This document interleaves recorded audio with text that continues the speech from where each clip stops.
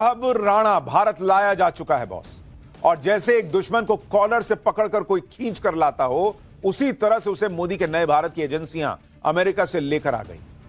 जिस देश में आधी रात को आतंकी की फांसी रुकवाने के लिए कोर्ट खुलवाने वाला इकोसिस्टम एक्टिव रहता हो, वहां मोदी सरकार ने रात को 2 बजे कोर्ट खुलवाया, लेकिन एक आतंकी का हिसाब करने के लिए। रात के 2 बजे आतंकी तहव्वुर को कोर्ट में पेश किया गया और उसे 18 दिन की रिमांड पर भेज दिया गया।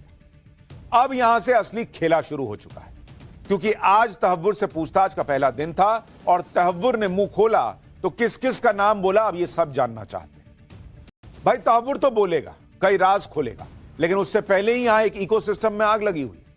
उस इकोसिस्टम की आग दिखाऊं उससे पहले आज सबसे पहले आपको वो तस्वीर दिखाता हूं जो इस देश के हर नागरिक को, पूरी दुनिया को देखनी चाहिए कि जो भी भारत के खिलाफ साजिश करेगा, प्रधानमंत्री मोदी के राज में उभरा नया भारत उसका क्या हाल करेगा। यह तस्वीर आतंकी तहव्वुर राणा की है, जिसे बेड़ियों में जकड़कर देश की सुरक्षा एजेंसियां अमेरिका से भारत लेकर आई। इस आतंकी के पांव में बेड़ियां थी, हाथ में बेड़ियां थी। भारत के खिलाफ युद्ध छेड़ने वाले आतंकी का क्या अंजाम होगा, ये तस्वीरें उसका सबूत है। दरअसल कसाब तो हमले का एक प्यादा भर था, असली खिलाड़ी तो तहव्वुर राणा है। आप सोचिए, जिस व्यक्ति ने 26/11 हमले की साजिश में पाकिस्तान की सेना और आतंकियों के लिए कड़ी का काम किया, जो इस हमले का फाइनेंसर भी था और लॉजिस्टिक भी देख रहा था, जिसने हमले से पहले की प्लानिंग को पुख्ता किया, आतंकी हमले के टारगेट सेट करने में मदद की। मतलब इतना इंपॉर्टेंट व्यक्ति 26/11 हमले का, वो आज भारत की कैद में है। लेकिन हैरानी की बात यह है कि तहव्वुर राणा पर हमारे देश में पॉलिटिक्स कैसी हो रही है भाई, आप सुनेंगे तो माथा पीट लेंगे। गजब गजब बातें कही जा रही हैं मोदी विरोध में। सुनकर ऐसा लग रहा है जैसे कि कोई आतंकी नहीं, बल्कि पीएम मोदी के नेतृत्व में अमेरिका से कोई जेब कतरा पकड़ के ले आए हो। पीएम मोदी से नफरत के चक्कर में इंडी गठबंधन के नेता तो यहां तक कह रहे हैं कि पीएम मोदी बिहार और बंगाल चुनाव जीतने के लिए तहव्वुर राणा को भारत लाए। मतलब इन लोगों का हिसाब यह है कि भारत के प्रधानमंत्री मोदी ने डोनाल्ड ट्रंप को फोन किया होगा और बोला होगा कि भाई मैं वैसे तो हरियाणा, महाराष्ट्र, दिल्ली बहुत जबरदस्त तरीके से जीत चुका हूं, लेकिन बिहार अभी जीतना है, तो एक काम करो, उसके लिए हमको तहव्वुर लगेगा बिहार जीतने के लिए। तो एक काम करो, हमको ना ये आतंकी तहव्वुर भेज दो तुम। और ट्रंप ने कहा होगा कि ओके मैं भेज देता हूं। मतलब क्या चल क्या रहा है, ये ऐसा होता है क्या? अगर हमारे देश के प्रधानमंत्री इतने ताकतवर हैं कि चुनाव जीतने के लिए ट्रंप को फोन करते हैं कि तहव्वुर को भेज दो और वो भेज देता है, तो भैया ऐसा प्रधानमंत्री तो फिर अच्छा ही है देश के लिए। खैर, विपक्ष मोदी विरोध की इस नफरत में यह भी नहीं सोचता कि जिन अधिकारियों और एक पूरी टीम ने मेहनत की है तहव्वुर को लाने में, उन पर क्या बीती हो। ये लोग कुछ भी बोले, पीएम मोदी का फोकस क्लियर है कि राणा का मुंह खुलवाओ, आतंकवाद पर पाकिस्तान की गर्दन पकड़ो। तहव्वुर राणा की गिरफ्तारी के बाद पिछले 24 घंटे में जो हुआ है, उससे पाकिस्तान में खलबली मची हुई। तहव्वुर राणा के प्रत्यर्पण पर अमेरिका ने अपने बयान में उसके पाकिस्तानी मूल के होने का जिक्र किया है, और यह बड़ी इंपॉर्टेंट बात है। अमेरिका ने यह भी कहा कि आतंकवाद के खिलाफ लड़ाई में राष्ट्रपति ट्रंप भारत के साथ है। उधर एनआईए ने भी अपने बयान में तहव्वुर राणा के पाकिस्तानी मूल का होने का जिक्र किया है। यानी ये वो शुरुआती इशारे हैं जिससे पाकिस्तान को यह मैसेज मिल गया है कि वो तहव्वुर राणा को कनाडा का नागरिक बताकर बच नहीं पाएगा। अमेरिका से लेकर भारत तक उसे याद दिला रहे हैं कि ये तुम्हारे पाकिस्तान के मूल का नागरिक था भाई, और पाकिस्तान तहव्वुर राणा से अपना पीछा नहीं छुड़ा पाएगा, यह क्लियर हो रहा है, क्योंकि उसकी कुंडली खुलेगी तो पाकिस्तान का नंबर तो आएगा। तहव्वुर राणा ने जांच में क्या क्या खुलासा किया है, वो कौन सा बयान जिससे पाकिस्तान फंस जाएगा, तहव्वुर राणा को लेकर एनआईए कहां कहां जाने वाली है, आतंकी तहव्वुर ने मुंह खोला तो किस किस का नाम बोला, और मोदी विरोध में कैसी पॉलिटिक्स हो रही है, आज ये सब आपको इस चैप्टर में दिखाऊंगा।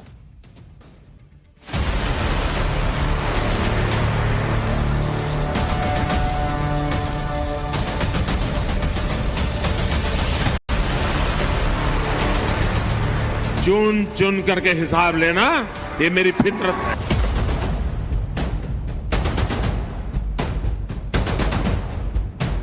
तो राणा को लाया है, अच्छी बात है, लेकिन अब राणा फेस्टिवल मत करिए।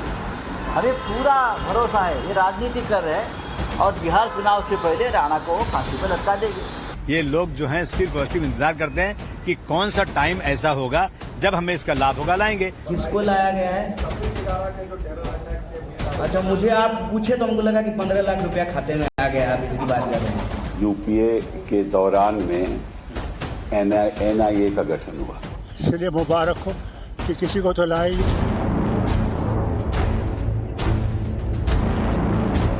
तो जितना दर्द उसके परिवार के लोगों को नहीं हो रहा है, उससे कांग्रेस परिवार और इंडिया अलायंस के लोगों को दुख क्यों हो रहा है? जो लोग मूर्खों जैसा बयान देते हैं उनको मैं कभी जवाब नहीं देता।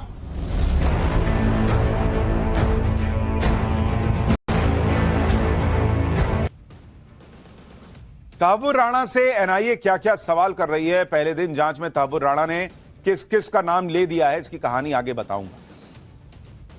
लेकिन आप पहले देखिए कि इस पर इस देश में पॉलिटिक्स किस लेवल पर चली गई।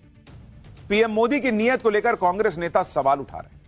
विपक्षी नेताओं को यह पच नहीं रहा कि तहव्वुर राणा को लाने का क्रेडिट प्रधानमंत्री मोदी को कैसे दिया जा रहा है। अरे भाई, तो उनके राज्य में आया तो क्रेडिट क्या कीजिएगा, राहुल गांधी को दे दीजिएगा। इसी वजह से इंडी गठबंधन के नेता बौखलाहट में जो मन में आ रहा है बोल रहे हैं। कोई कह रहा है कि बीजेपी तहव्वुर राणा फेस्टिवल कर रही है, कोई कह रहा है कि बिहार चुनाव में फायदा बीजेपी को मिल जाएगा, बिहार चुनाव से पहले तहव्वुर को फांसी से बीजेपी को फायदा होगा, कोई कह रहा है कि सफलता यूपीए सरकार की वजह से मिली, किसी ने कह दिया कि राणा आ गया 15 लाख रुपए नहीं आए, कोई कह रहा है कि तहव्वुर राणा को लाना कोई बड़ी बात है ही नहीं। मतलब आस पड़ोस में कुछ लोग होते हैं जो आपकी सफलता से खींचे रहते हैं, चिड़े रहते हैं। इसमें क्या है, बेटा आईएएस बन गया तो बन गया, इसमें क्या है, टॉपर रहे तो क्या है, ये नहीं करके दिखा रहा वो। यही खींच है विपक्ष की, क्योंकि वो पीएम मोदी को राजनीतिक तौर पे तो हरा नहीं पा रहे। तो इस बौखलाहट में लगातार चुनाव हारने की ये टेंशन है कि इतने सारे नैरेटिव बनाने के बाद भी जनता का भरोसा पीएम मोदी पर बना हुआ है। तहव्वुर राणा के भारत आने पर कांग्रेस नेताओं के बयान सबसे ज्यादा चौंकाने वाले, और उसमें भी कन्हैया कुमार सबसे आगे दिख रहे हैं। कन्हैया कुमार वही जेएनयू वाले जो अब आजकल पहले लेफ्ट में होते थे, वामपंथी थे, अब जाके कांग्रेस से सट गए क्योंकि वहां दुकान चली नहीं। जब कन्हैया कुमार से तहव्वुर राणा के भारत आने पर सवाल पूछा गया तो कन्हैया राणा में नहीं बोल रहे हैं, कन्हैया कुमार ने अमित शाह पर हमला बोल दिया। कह रहे हैं कि अमित शाह को लाज है, थोड़ी भी आंख में शर्म है, बेटे को आईसीसी का चेयरमैन बनवा दिया। तहव्वुर राणा पे सवाल हो रहा है, कन्हैया कुमार जवाब दे रहे हैं अमित शाह और अमित शाह के बेटे पे। जरा एक बार सुनिए, फिर लाज और शर्म कन्हैया कुमार को क्यों आनी चाहिए, जरा वो बताओ। कमाल है लेकिन नहीं, अमित शाह कह रहे हैं, अमित शाह को लाज लगता है, अमित शाह को लाज नहीं लगता है ना, थोड़ा सा भी लाज है उस आदमी को, है? अपने बेटा को बीसीसीआई का सेक्रेटरी बना दिया, अभी आईसीसी का चेयरमैन बना दिया, लाज है उसको।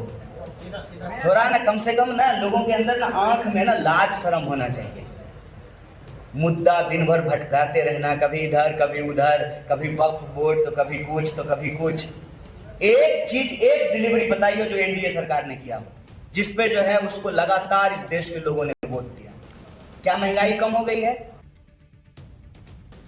कन्हैया कुमार पूछ रहे हैं कि अमित शाह में लाज है, बेटे को आईसीसी का चेयरमैन बनवा दिए। ये जेएनयू के पढ़े हुए हैं, सोचिए आपका हमारा कितना पैसा बर्बाद किए। इनको यह भी नहीं पता कि आईसीसी का चेयरमैन ऐसे फोन उठा के बोल देने से कोई नहीं बन जाता है। आईसीसी के अलग अलग देश जो हैं वो सदस्य हैं और वो चुनते हैं चेयरमैन को। और अगर बेटे को कोई भी कुछ भी बनवा सकता है तो एक बेटा तो आपकी पार्टी में भी है जो प्रधानमंत्री नहीं बन पा रहा, जो कुछ नहीं बन पा रहा है आगे जाकर। यही ना बीजेपी कहती है कि उनका राहुल गांधी का रॉकेट ही लॉन्च नहीं हो रहा है, तो उनको भी बनवा के दिखाइए।